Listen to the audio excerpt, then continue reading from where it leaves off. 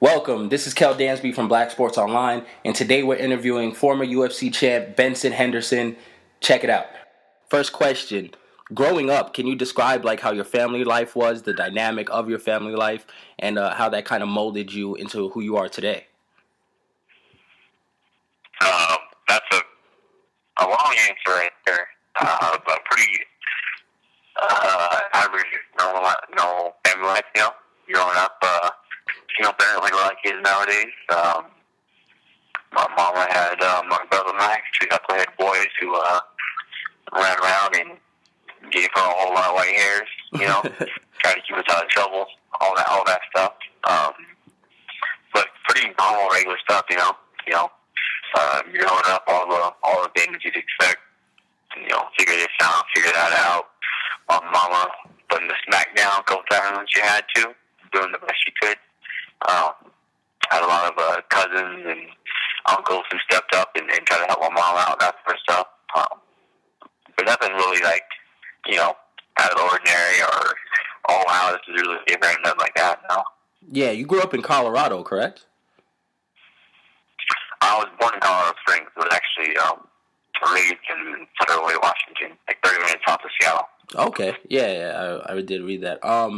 So growing up, was there any challenges you faced? Being biracial. A lot of our fan base is actually biracial, or a lot of America is nowadays, and it's a kind of a different journey growing up in that environment. Is there anything you faced growing up that was different than like the normal story, or kind of trying for you?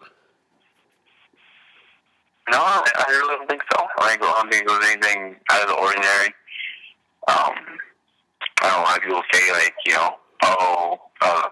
this was different. I had a time doing this, I had a time doing that. But like you just said yourself, a lot of America is biracial now. That's, how it is. I wouldn't say at all I had like a hard time adjusting to this or adjusting to that or yada yada. I had tons of friends who were biracial and who were, normal, everyday, regular, same thing growing up. Half black, half white, half Asian, half black, half this, half that,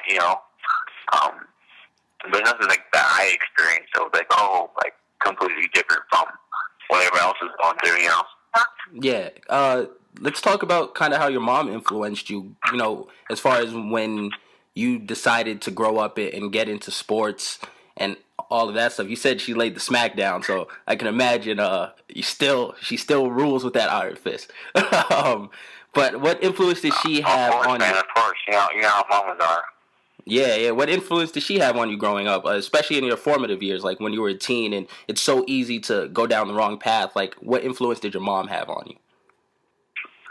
My mom had a huge impact. Huge impact. Like most, kids, seeing their single parent, their mom or dad, what they have to go through, what they have to do. See my mom, the hard work, the amount of work she had to do. That influenced me a lot. Just understanding, like, if you want anything in life, it's just going to be hard work. If you want something, you got to work your butt off for it. You can hope you get this for free or get that for free, but that's not how my mom wanted it.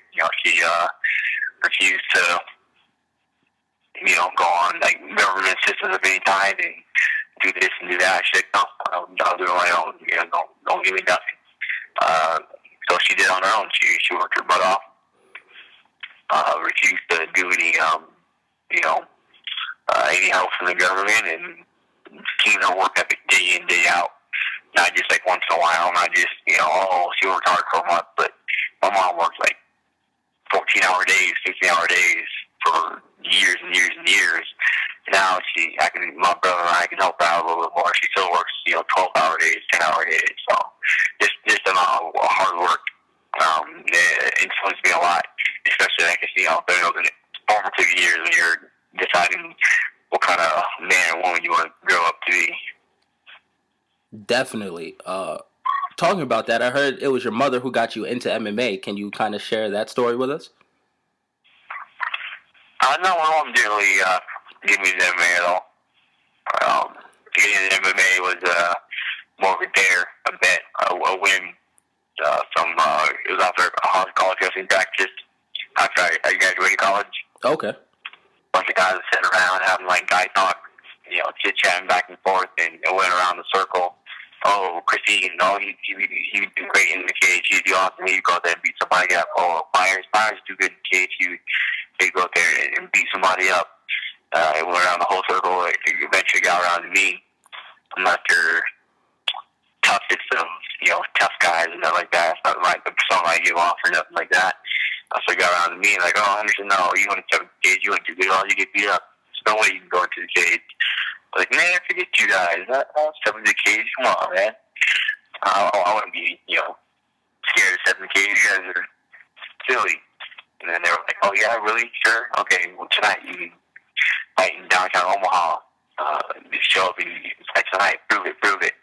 I was like, oh, stop. Okay, okay, yeah, let's do it. So I ended up taking a fight that night and had zero training for it. Had no idea what I was doing. But I went in there, luckily took the guy down and threw some ugly punches at him. The ref eventually stopped it. I got my hand raised. I was like, oh, this is pretty cool. I kind of like that. Let's see how far I can go with that. See how far I can take it. I've been doing it ever since. How long did it take for you to realize, like, hey, I want to do this as a career? Like, this is for me. I think from the beginning. After I graduated from Jam College, I got hired to be a police officer in Denver Police Department, in Omaha Police Department. But I was, still pretty young, 22 years old, 23. I had a strong desire to do something with myself still, to compete competitive-wise. There's no NBA or NHL or NFL for wrestlers. It's, you wrestle in college, you get your education, and then you go become a high school coach. That's pretty much all there is for wrestlers, unless you're the top 1% of the 1% and you can wrestle for the Olympics. That's not myself.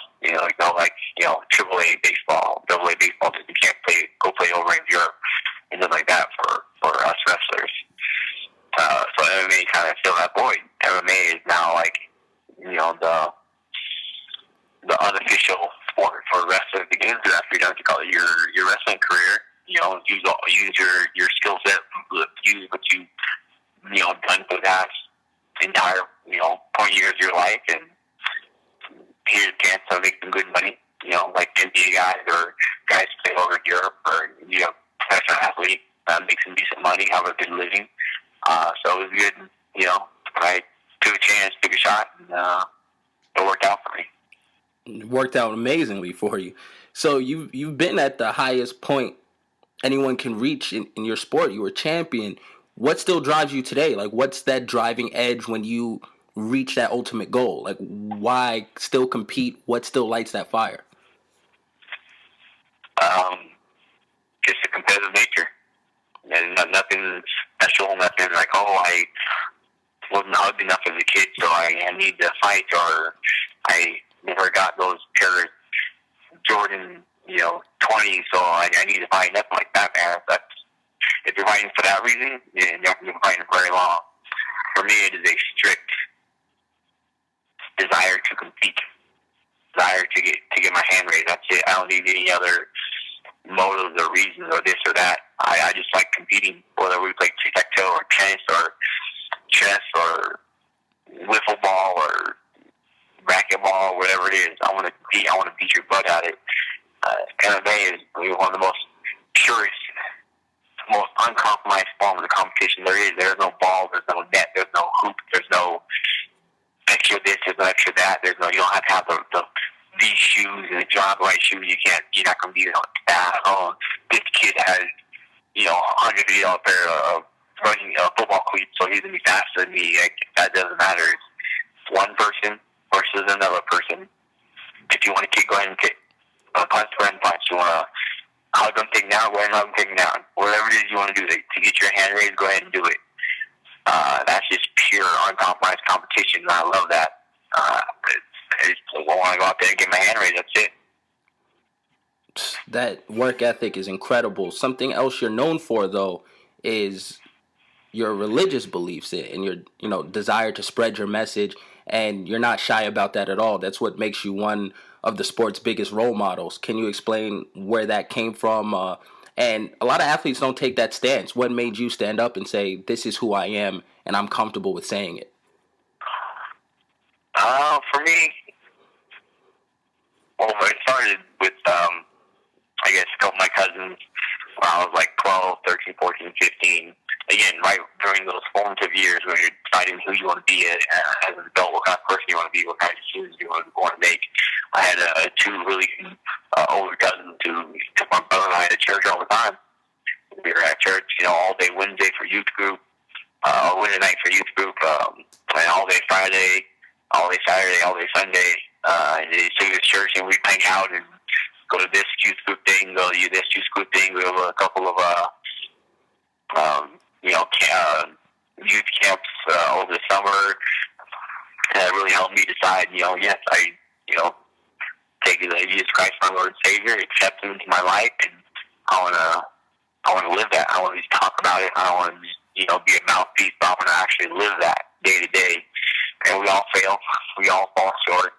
That's for sure. I fall short every single day, but, I do my best, and I want to live with my faith on my sleeve.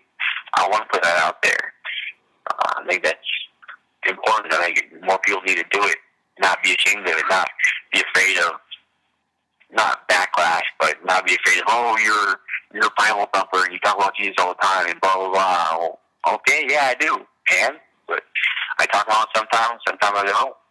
If you have a problem with it, cool. Don't worry. That's on you. I don't care. You don't have to listen to me. You don't have to, follow me. You don't have to believe what I believe, whatever. But I'm going to talk about it. If you choose to listen, you choose to read the article, you choose to watch the video, go ahead. Cool. If you don't, respect. No worries.